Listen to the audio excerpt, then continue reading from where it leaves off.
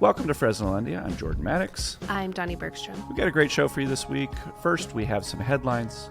We are bringing in two reporters to talk about the recent Border Patrol raid in Kern County, and then we'll conclude with what we're loving this week. Dani, it's been a while since we've done some headlines, a couple weeks in fact. What's new? What's going on? We've got some people being sworn into office. We have a lot of things in motion. It's a new year. We're about to get a new presidential administration. What's been going on in Fresno? It was a celebratory week for all of our elected officials. We got a new city council member, Nick Richardson, sworn in to the Fresno City Council. I heard he hiked. He hiked 15 miles. Is that kind of after Dyer rode his bicycle in? Now everyone's just going to try and one up, and then someone's going to carry weights from North Fresno? I hope so. Personally, unnecessary, but it's a sweet gesture. It's a nice gesture, way to show your commitment. We're excited to have a new person to roast and interrogate at City Hall. And then there were lots of pleasantries around the outgoing council members, Gary Bredefeld and Luis Chavez, who are moving to the Board of Supervisors. They said lots of awkward things to each other. Were they like wearing cowboy hats or something? They were gifted cowboy hats, and that's adorable. Not unintentionally, Gary Bredefeld was given a black hat, and Luis Chavez was given a white hat. Oh, wow. Shots fired. Okay. Shots fired. Gary Bredefeld was invited to Splash by Miguel Arias and had a very funny face that he made when he was invited. Can I go to? Same. What else happened? The council approved some new cricket fields coming to the Jesuits Sincalra Park in West Fresno. I think it's the first cricket field that we're getting. That's incredible. We're going to have like leagues and stuff. There already is. Oh, I didn't know that. There's a Fresno Cricket Club. Do you understand cricket? No. Yeah. I've heard that the game, I've heard a couple things. It's one of the most watched sports in the world. Correct. And that it's very complicated and the matches are long. I don't know about those things, but sure, why not? But yeah, no, we already have a Fresno Cricket Club, and so they're very excited about this. Hey, for cricket fields. Yeah. We also, Fresno Economic Opportunities Commission, also known as Fresno EOC, has quietly let their former executive, Emilia Reyes, go, and they've brought on temporarily their former CEO, Brian Angus, to steer the ship. This comes as there's been some allegations of financial mismanagement and requests for a forensic audit. They're currently in a deficit, so there's a lot more to uncover at EOC, which is a very large nonprofit organization that's really it was formed in the 1960s to fight poverty. More to come on that. If you live in Clovis, your chance to help pick the new city council districts is coming this next week. And I think the city has 2 or 3 workshops on the calendar that you should check the city's Instagram account if you want to attend those. So that's fun if you like to draw map boundaries. Interesting. Is it common to have public participation in drawing lines like this? Maybe explain it a little bit more. Because the reason that you have public participation when you draw boundaries is that part of the way that political boundaries get drawn is you have to think about how different communities see themselves as part of their identity to avoid chopping up those communities as much as you can. So like people seeing that their subdivision should be all in one district, for example. Correct. Okay. Fresno High Greater Tower District, and it's been an interesting neighborhood from a gerrymandering perspective or a drawing political boundaries perspective, because on the one hand you don't want it to be chopped up, because then if no one really owns it, like if there's not one political leader that takes ownership over it, then does anything happen? On the other hand, if you have, I think there's now 4 council members or 3 council members who touch different parts of Tower Fresno High, and then it gives more opportunities for more buy-in to things. So there's 2 sides of the coin on that one. Gotcha. I also heard that firefighters got a raise this week. They did get a raise this week. A significant one? 3%. Okay. That's what the police got last year. And it was decided on, it was appropriated. So basically appropriated means the decision was made and they're now setting aside the money. This comes as the city leaders have been pretty transparent about the fact that we're going into a deficit and they're going to have to make major cuts. One of the ways that they're looking to balance the budget this year is by increasing fees. The first fee increase we saw on the table this year is to raise fees on swim lessons. Good God. Yeah. They can't. As a former swim instructor, you got to have your people go through the Swim lessons. safety is important, It is very important in this community. So especially in a community repairing, a river community. Absolutely. We have lots of people that get in rivers over the summer.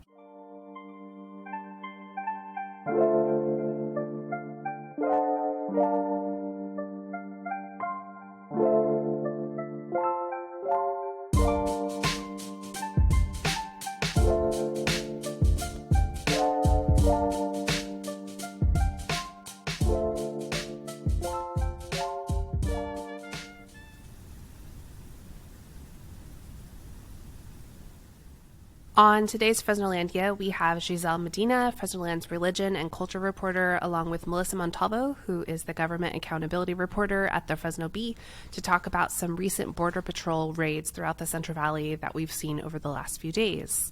Thanks for joining us. Thank you for having me. Yeah, thanks for having me.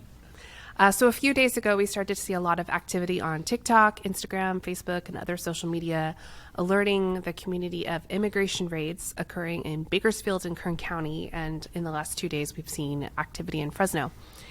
Melissa, your reporting has confirmed with Border Patrol that as of Friday afternoon, there's been 78 arrests.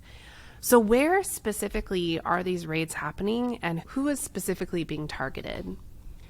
Yeah, that's correct. I really have been focusing on Kern County and the operation that I've been able to confirm with Border Patrol. So this has been called Operation Return to Sender. They're saying they're focusing on just the criminals. They've found 2 child rapists, aggravated felons, and are conducted field operations. This was a 3-day operation that has since concluded. There was basically a team from Border Patrol's El Centro sector down near the border with Mexico. They came up about 60 patrol agents and made these 78 arrests. So that's what we've been able to officially confirm. There have been reported sightings of ICE and Border Patrol in Fresno County, up all the way up to Modesto. We haven't been able to independently confirm this with the agency, but these might be isolated. They might not be connected.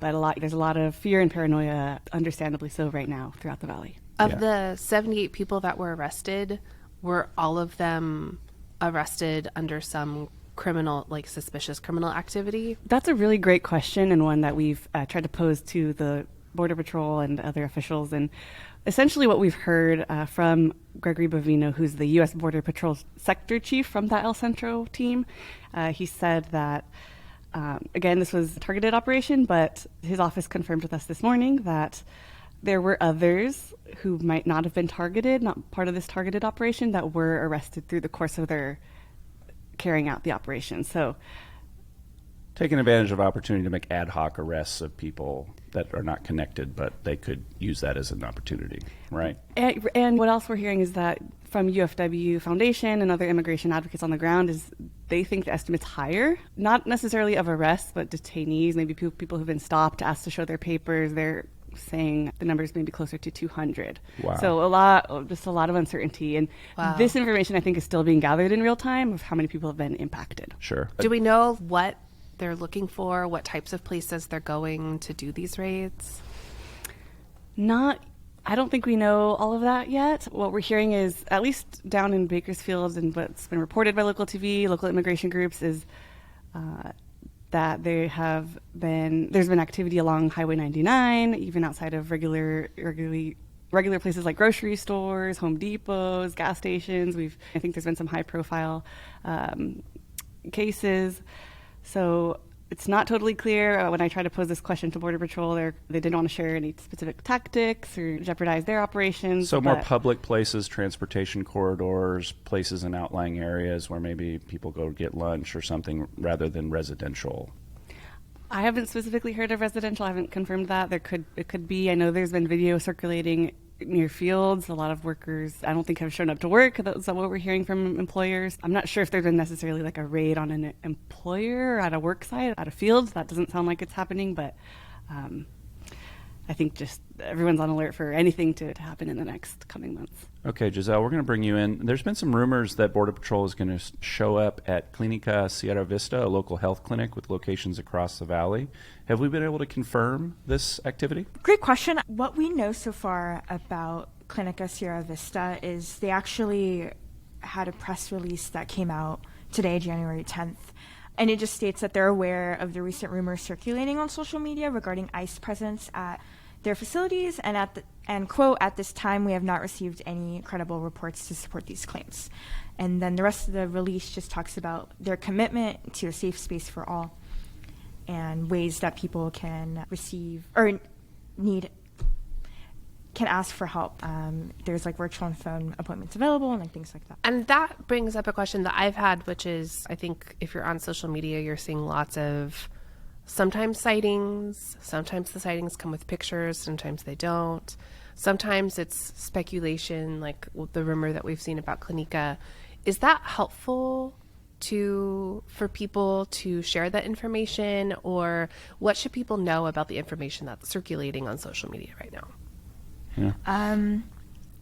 I do want to say that I think it's actually helpful for people to be aware of the crowdsourced information about immigration sightings, just so that way people can avoid the area if they can, or if they can't, then they'll have the right documentation, or they can have those specific red cards that can display your constitutional rights to be able to give to Border Patrol or ICE or any immigration officials who are trying to stop you or trying to talk to you.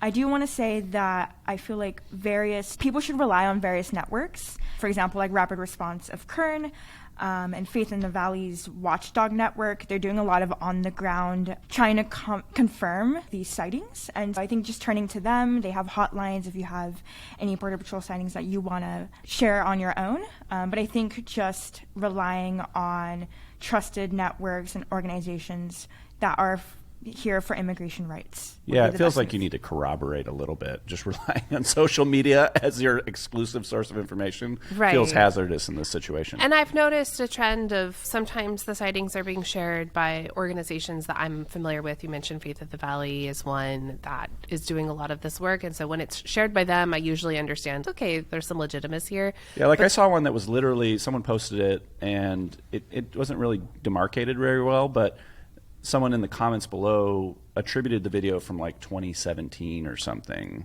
Right. Where, so you really have to be careful, especially in the new world of AI. Try not to create some mass panic. I would suggest, as Gisselle mentioned, just reaching out to that Valley Watch network. Their number is 559-206-0151, and sharing that information directly. If you see something directly, sharing the explicit address, location, time of day you saw something, description of a car, if you see a license plate, etc.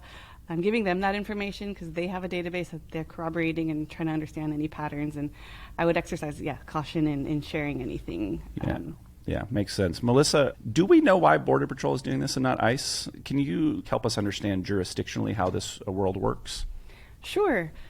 I think there was a lot of surprise from the Valley, and especially immigration groups that were responding on the ground. I think they were all really surprised to see Border Patrol here in Kern County and potentially further beyond, right? So we don't really know why they did this. I think it was a surprise. I don't think it's very common, according to my conversations with local advocates and also with an expert on law and immigration law. So generally, U.S.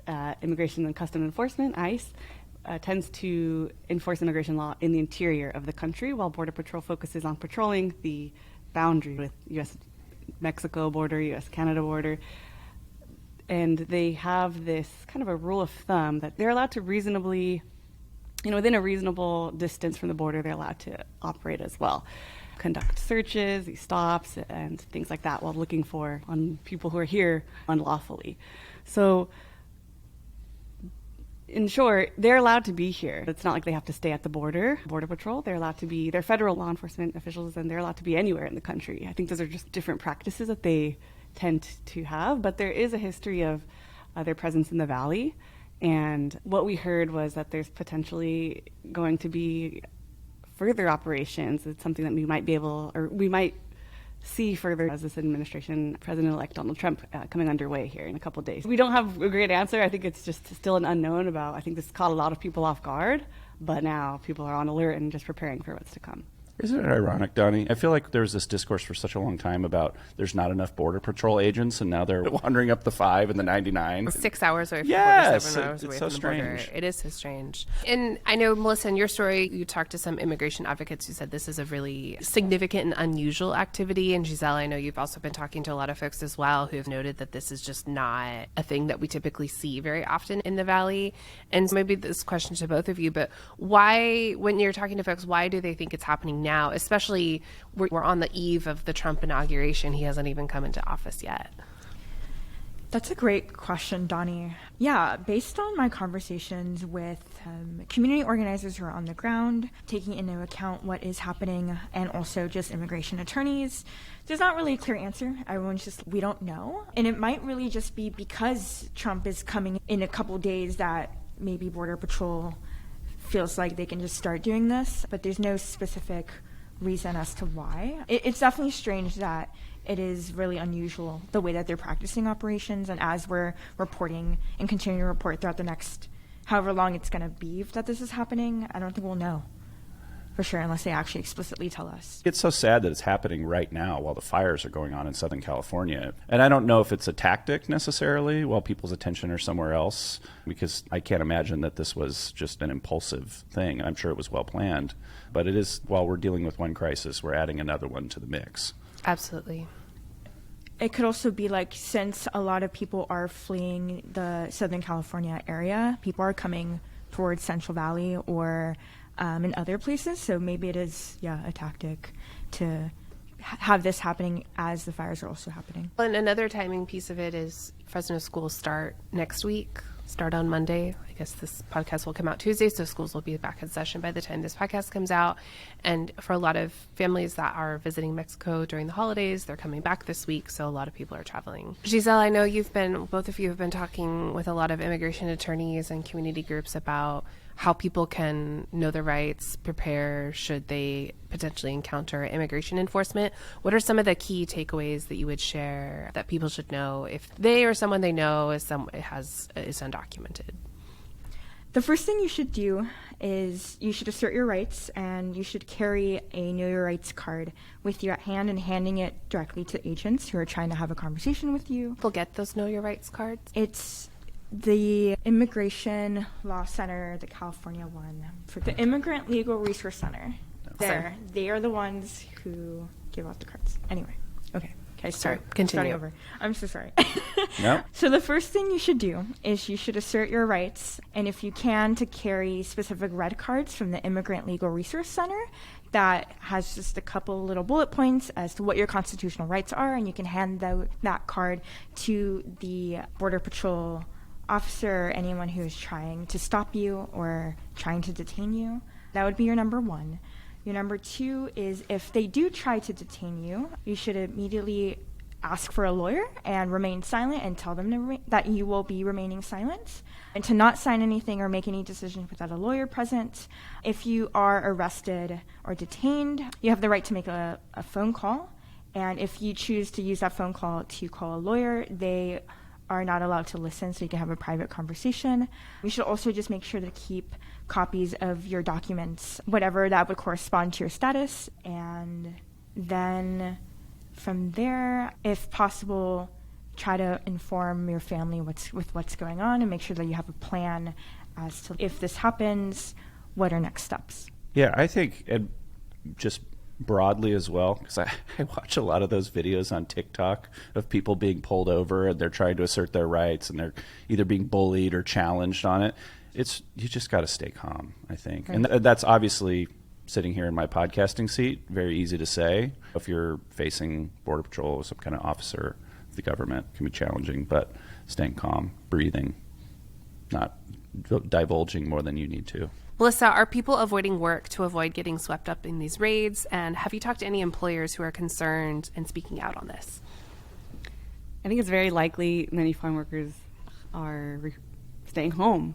We have heard from primarily, again, the UFW Foundation and other groups on the ground, the Rapid Responsive Kern, saying that farm workers and just people going around their day-to-day lives were likely impacted by this. Yeah, I think that's a huge concern. The Kern County Farm Bureau put out a statement saying that they stand by the farm worker community, and they acknowledge that criminals may be the target of this, but they do think... What does stand by mean?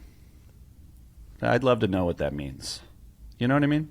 Like, solidarity is a yeah. So like an used- emotional, sentimental kind of solidarity, or like action solidarity? I'd love to know. Great question. That is a great question. But I think the industry is concerned about the ripple effects for their workforce. Just acknowledging that the ag industry depends on a stable and reliable work.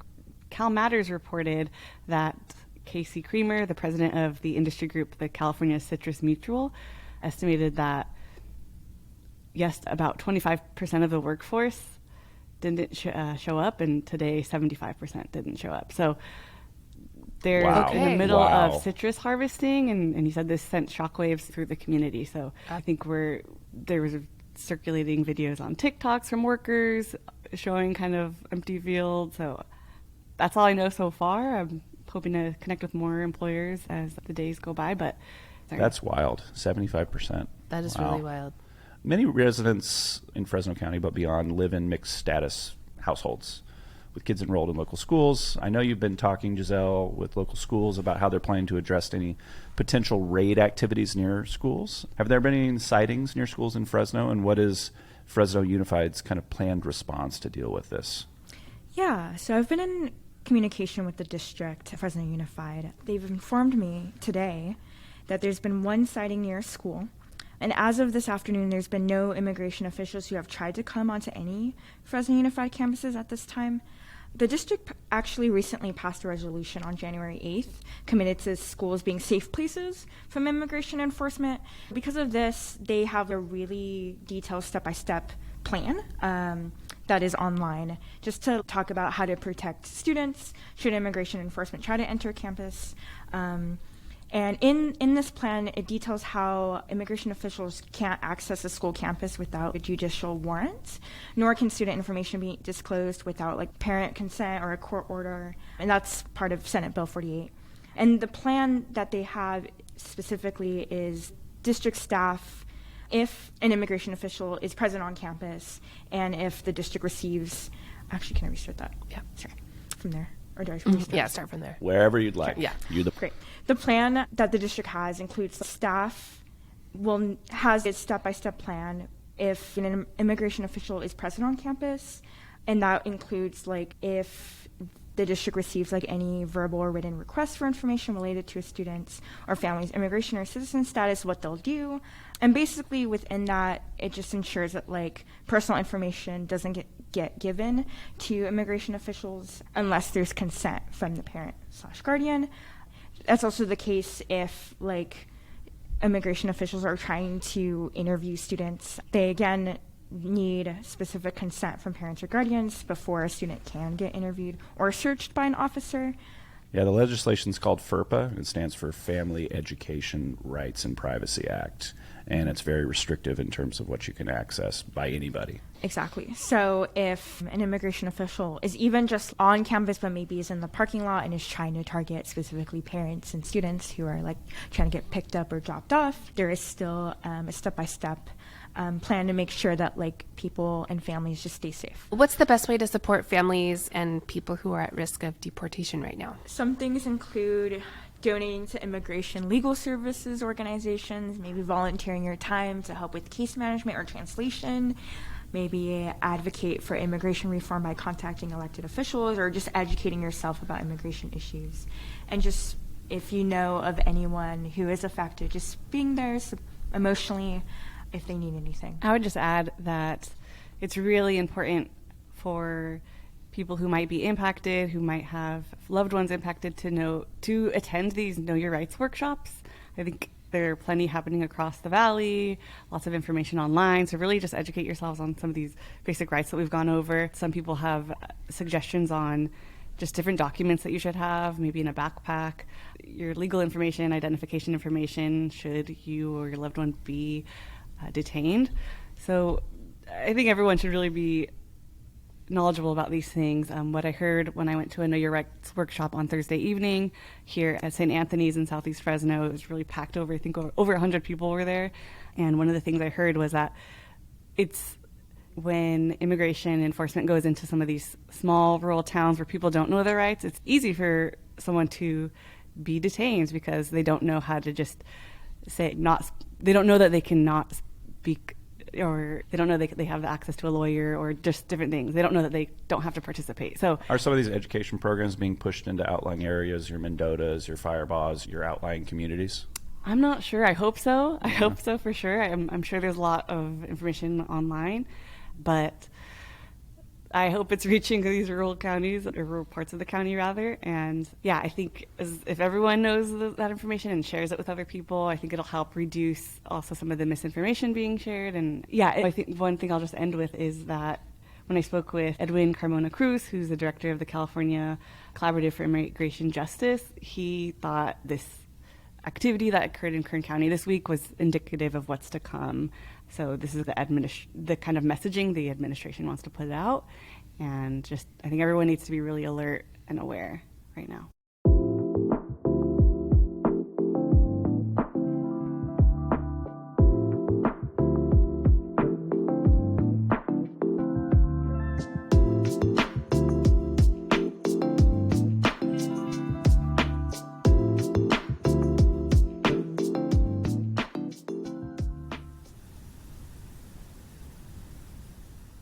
We're going to close today's podcast with our favorite segment, which is what we're loving this week. I'm going to start. A lot of us, when it comes around to the new year, we have like resolutions to get healthier and do stuff like that.